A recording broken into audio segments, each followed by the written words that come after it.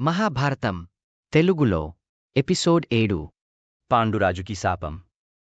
పాండురాజుకి ఒక కోరిక కలిగింది. ఇద్దరు భార్యలతో కలసి వెళ్లి వేటాడుతూ కొంతకాలం అరణ్యవాసం చేయాలని సంకల్పించుకుని కొంతమంది సైనికుల్ని తినుబండారాలను సిద్ధం చేసుకుని కుంతి మాద్రి సమేతంగా అడవికి వచ్చాడు. హస్తినాపురం నుండి ప్రతిరోజూ భోజన సామాగ్రి వస్తూ ఉండేవి.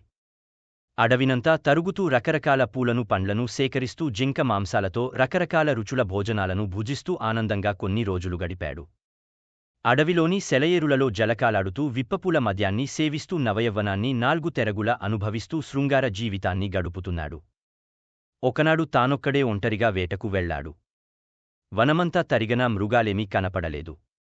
ఒకచోట ఆడలేడి మగలేడి సృష్టికార్యంలో నిమగ్నమై ఉండగా బాణాన్ని గురిపెట్టి వదిలాడు. వదిలిన బాణం తిన్నగా వెళ్లి మగలేడికి దిగబడింది. బాణం వెనుకనే పరిగెత్తుకొంటూ వెళ్లాడు పాండురాజు. ఆశ్చర్యం! తాను బాణం వేసింది లేడికి. కాని అది దిగబడింది ఒక మునికి.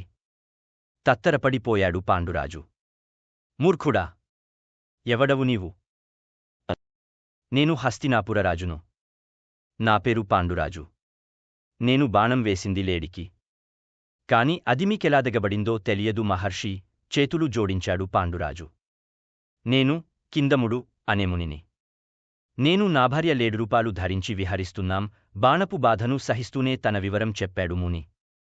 నేను సాధారణ మృగాలను కొన్నాను మునివర్యా. సాధారణ మృగాలైన సృష్టికార్యంలో ఉన్నప్పుడు భంగం కలిగించరాదన్నది ధర్మం. ఇక చంపటమనేది మహానేరం. ఆటవికజనమైన కలుస్తున్న ప్రాణులకు దూరంగా ఉంటారు. విద్యావంతుడవు నాగరికుడవైన నీవు రాజునన్న అహంతో తప్పు చేశావు. మునీశ్వరా! అగస్త్యుని వరదానం వల్ల క్షత్రియులకు వేటాడటం ధర్మవిరుద్ధం కాదు. మనుష్యులకు హాని కలిగించే క్రూరమృగాల పైననే మీ క్షత్రియత్వం చూపాలిగాని సాధుమృగాల మీద నీ ప్రతాపం చూపుతావా? దయాహీనుడా! నా భార్యతో నేను కలసి ఉండగా నన్ను బాణం వేసి చంపనందుకు నీవు ఫలితం అనుభవించాల్సిందే. నీవు కూడా నీ భార్యను శారీరకంగా కలసిన మరుక్షణమే మరణిస్తావు అని శపించి కన్నుమూశాడు కిందముడు. అతని భార్య కూడా పతితోపాటు కన్నుమూసింది. పాండురాజు ఖిన్నుడయ్యాడు. తెలియక జరిగన తప్పుకి ఇంతటి ఘోర శాపమా? అయ్యో! హతవిధి! అనుకొంటూ కూలబడ్డాడు. ధనుర్బాణాలను దూరంగా విసిరివేసి మతిహీనుడై అడవంతా తరిగాడు. ఉదయమనగా వెళ్లిన రాజు సాయంత్రం కాబోతున్న గుడారానికి రాలేదేమటని కుంతి మాద్రి ఎదురుచూస్తున్నారు. పాండురాజు కాలనడకన వస్తుండటం చూచి భార్యలిద్దరూ పరుగున ఎదురు వెళ్లారు. పాండురాజు మౌనంగా నిర్లిప్తంగా ఉండటం గమనించారిద్దరు. మాద్రిదేవి వెళ్లి దాహాన్ని తెచ్చి రాజు చేతికిచ్చింది. కుంతీదేవి గాలి విసురుతూ ప్రక్కనే కూర్చుంది. ధనుర్బాణాలతో వెళ్లారు, వట్టిచేతులతో వచ్చారేమిటి? గుర్రాన్నెక్కి వెళ్లారు. కాలనడకన వచ్చారేమిటి? ఇప్పటివరకు ఎక్కడ ఉన్నారు? ముఖమిలా వాడిపోయి ఉందేమిటి? ఏం జరిగింది ఆర్యపుత్రా?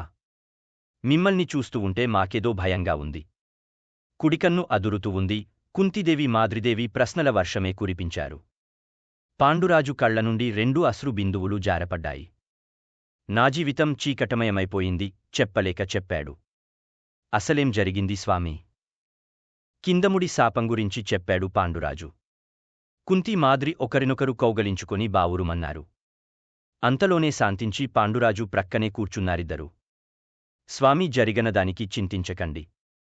పాంచభౌతికమైన ఆశలకు దూరంగా బ్రతికినంత కాలము మీకేమీ ప్రాణాపాయముండదు. మేమిద్దరం మీకు సహకరించి బ్రతుకుతాం.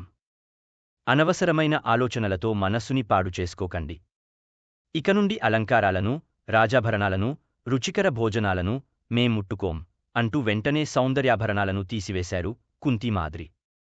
పాండురాజు తనతోపాటు వచ్చిన సైనికులను, రథాలను, గుర్రాలను హస్తినాపురానికి పంపించి జరిగన శాప వృత్తాంతాన్ని భీష్ములవారికి, సత్యవతీ దేవికి తెలియపరచాడు. భార్యాసహితంగా జీవితాంతం వనవాసం చేయటానికే సంకల్పించుకున్నానని, దీనికెవ్వరూ విచారించవద్దని తెలియచేశాడు. తనను వడచి అంతఃపురం వెళ్లటానికి అంగీకరించని భార్యలిద్దరినీ తీసుకొని మమతాహంకారాల్ని వెడచి ఉత్తర దిక్కుగా ప్రయాణించి హమపర్వతాలను దాటి గంధమాదన పర్వతం వద్ద కొంతకాలం తపస్సు చేశాడు. తరువాత హంసకుట పర్వతం దాటి శతశృంగ పర్వతం ఉత్తరభాగాన తపస్సు చేస్తూ, దివ్య విమానాలలో తిరిగే దేవగణాలను పూజిస్తూ బ్రహ్మలోకానికి చేరుకోవాలనుకొన్నాడు. కాని పుత్రులు లేనివారికి బ్రహ్మలోక స్థానం దొరకదని మహర్షుల వల్ల తెలుసుకొని బాధతో కుమిలిపోయాడు. కుంతిదేవిని పిలిచి తన మనస్తాపాన్ని చెప్పాడు. వ్యాసమహర్షి కరుణ వల్ల తాను జన్మించినట్లుగా పుత్రుల్ని కనమని కుంతిని ఆజ్ఞాపించాడు. కుంతిదేవి దుర్వాస మహాముని తనకు ఉపదేశించిన మంత్రప్రభావం గురించి పాండురాజుతో చెప్పింది.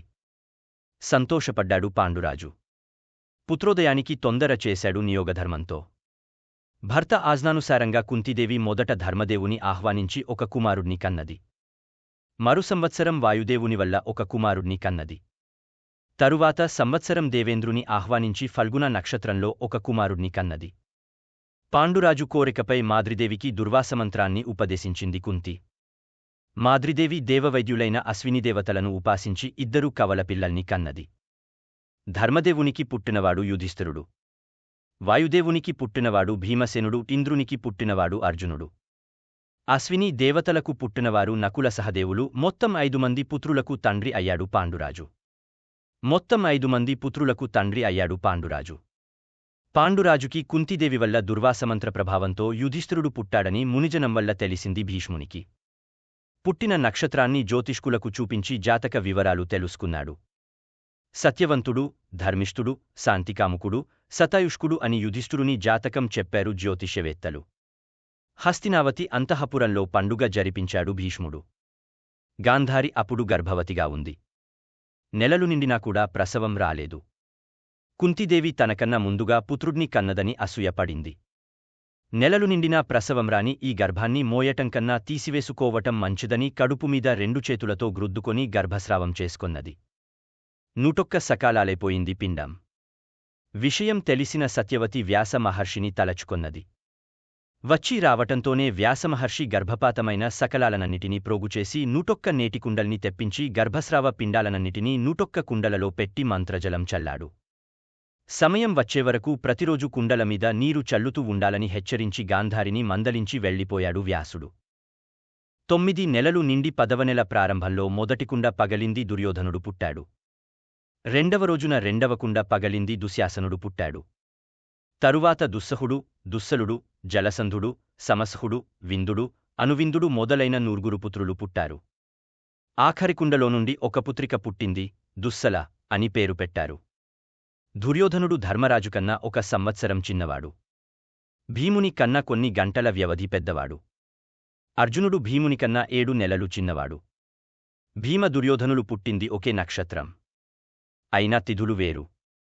శుభముహూర్తంలో భీముడు పుడితే రాహుకాలంలో దుర్యోధనుడు పుట్టాడు. భీముడు ప్రాతఃకాలంలో పుట్టాడు. దుర్యోధనుడు రాత్రి సమయంలో పుట్టాడు. నక్షత్రం ఒకటే అయినా సమయాలు వేరు.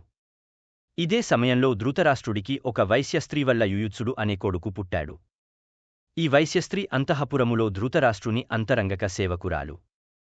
పాండురాజు మరణం. వసంతకాలం వచ్చింది. కొత్త చిగుళ్లతో, రంగురంగుల పూలతో, తుమ్మెదల రుంకారాలతో, కోయలల కుహు స్వరాలతో ప్రకృతి లలిత మనోహరంగా తయారైంది. విరాగులైన సరాగులు కావలసిందే అన్నట్లుగా తయారైంది శతశృంగ ప్రాంతం. ఒకనాడు మాద్రిదేవి రంగురంగుల పూలను చూచి మోహపడింది. పర్ణకుటీరానికి దూరంగా వెళ్లి పూలు కోసుకొని దండలుగా అల్లి కొన్నిటిని సరోజాలకు, కొన్నిటిని నడుముకి అలంకరించి, కొన్ని దండలను మెడలో ధరించి, కొన్నిటిని చేతులకు చుట్టి పూల నుండి వచ్చే మధుర సుగంధాన్ని అనుభవిస్తూ ఒక చెట్టు క్రింద వనదేవతలా కూర్చొని ఉంది మాద్రిదేవి. ఆ దృశ్యం పాండురాజుని కంటబడింది. సమ్మోహితుడయ్యాడు పాండురాజు. మాద్రి సమీపంగా వెళ్లి తదేకంగా ఆమెనే చూస్తూ నిల్చున్నాడు. మాద్రిదేవి పాండురాజును గమనించలేదు. సంసార సుఖాలు త్యజించి, వైరాగ్యాన్ని తీసుకొని, రుచులను మారచి, నారచీరలు ధరించి, తాపసియాయ్ బ్రహ్మచర్యాన్ని పాటిస్తూ 16 సంవత్సరాలకు పైగా కాపాడుకుంటూ వస్తున్న కఠోర నియమాన్ని మరచిపోయాడు పాండురాజు. కామం తలకెక్కనవాడికి సంయమ నియమాలు సమయాలు తెలియవు. ఇదే నిజం పాండురాజు విషయంలో సత్యమైంది. పాండురాజుకి మాద్రిదేవి త్రిగుణీకృత సుందరిగా కనిపించింది. వెనుకుగా వెళ్లి మాద్రిదేవిని గట్టిగా కౌగలిలో బంధించాడు. స్వామీ! ఏమిటిది? దూరంగా పోండి. కిందమ మహర్షి శాపమరిచారా? అంటూ మాద్రిదేవి గోల పెడుతున్నా వినపడటం లేదు పాండురాజుకి. మహాబలశాలి అయిన పాండురాజు కౌగలిని విడిపించుకోగల శక్తి పాపం మాద్రికి లేదు గదా. విధిని ఎదిరించటం ఎవరికి సాధ్యం? కామాన్ని నిరోధించటం ఎవరితరం? పాండురాజు మాద్రికౌగలిలోనే ప్రాణాలు వదిలాడు. విగతజీవుడైన పతిని చూచి కెవ్వుమని కేకపెట్టింది మాద్రిదేవి. పర్ణశాలలో గృహకార్యంలో నిమగ్నమై ఉన్న కుంతిదేవి పరుగెత్తుకొని వచ్చింది. పాండురాజు శవం మీద పడి భోరు భోరున ఏడ్చింది. మాద్రీదేవి దుంహకానికి ఇక అంతేలేదు. గుండెలు బాదుకొంటున్నది. శతశృంగంలోని మునులందరూ వచ్చి పాండురాజు శవసంస్కారానికి చితిని ఏర్పాటు చేశారు. అప్పటికి పాండవులింకా చిన్నవాళ్లు. పాండురాజుతో పాటుగా సహగమనం చేయటానికి నిశ్చయించుకొంది కుంతి. మాద్రి కూడా సహగమనం చేయటానికే సిద్ధమైంది. మాద్రి, నీకంటే నేను పెద్దదానిని. ధర్మప్రకారం నేను సహగమనం చేయటమే న్యాయం అన్నది కుంతి. కాదక్కా, ఆయన చనిపోవటానికి నేనే కారకురాల్ని. ఆయనతో సహగమనం నేనే చేయాలి. ఏ ధర్మం అయినా నీతికంటే గొప్పది కాదు. ఆయనతోపాటు నీవు కూడా దూరమైతే ఒంటరిగా నేను ఉంటాననుకున్నావా? తరువాతనైనా నేను వచ్చి మిమ్ముల్ని స్వర్గంలో కలుసుకుంటాను. మనిద్దరం పోతే పిల్లలకు దిక్కెవ్వరు మాద్రి. అందుకే చెపుతుంకానక్కా, నావల్ల జరిగిన తప్పుకి నేనే సహగమనం చేయటం ధర్మం అన్నది మాద్రీదేవి. అక్కడ ఉన్న మునిజనమంతా మాద్రీదేవినే సమర్థించారు. కుంతి అంగీకరించింది.